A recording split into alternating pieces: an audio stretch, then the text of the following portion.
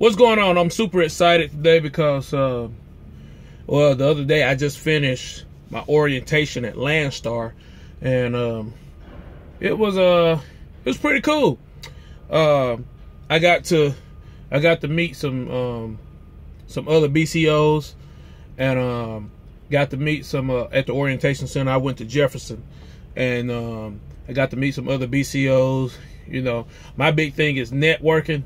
You know, so I'm networking to the point to where I'm talking to everybody to see, you know, what's gonna be the best route for me to go. I know everybody doesn't have the same business plan, or, you know, don't want to run the same, you know, but I'm just seeing what works for everybody else, and just incorporate what'll work for me by talking to everybody else. So I've got some good advice. Orientation was great. You know, got the orientation hat, the Landstar hat, for completing orientation. The orientation was great. I learned a lot of things. Then while I was out, I didn't know we stayed in the hotel. So make sure you ask that if you're going to Landstar. They will allow you to stay in the hotel the night before and the second night and the second day of orientation. So they'll let you stay in the hotel, and the hotel, it was pretty cool. I ain't had no complaints. Coming from a company and going from being a company driver to having my own truck, you know, it's like a dream come true for me. So it was always something that was holding me back, and something on my record, or, you know, something,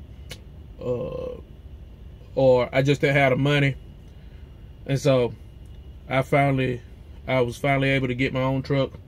And so back to this Landstar orientation.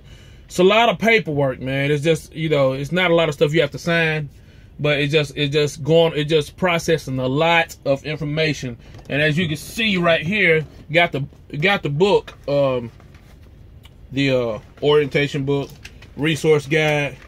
It's kind of like your manual or whatever, and it got some pretty good stuff in there. So if you ever get lost, then plus if you need to, they're not gonna leave you out here by yourself. You got like BCO advisors, and then you got like other people you could talk to. Also, you know, I don't talk to everybody, but you can tell the people who just jive turkeys and telling a whole bunch of lies and stuff like that. So, you know, some people talking about they make, you know, $30,000 a week, you know, they real far out there. So, you know, but all this stuff right here, I got a whole bag full of stuff right here that I got from orientation. And man, and you know, you get your load locks, and you know, you get your not your load locks, you get your trailer locks, and your air cuff lock, and your they give you a locking key to lock your trailer, and your fifth wheel lock. You get that at orientation, and you know, they just, you know, they'll take it after you check or whatever. But as far as, you know, I've been waiting. Let's see. The only thing I don't like, to be truthful, well, I can't say I don't like it, but I really hadn't had a bad experience, but I'm just waiting on a trailer right now.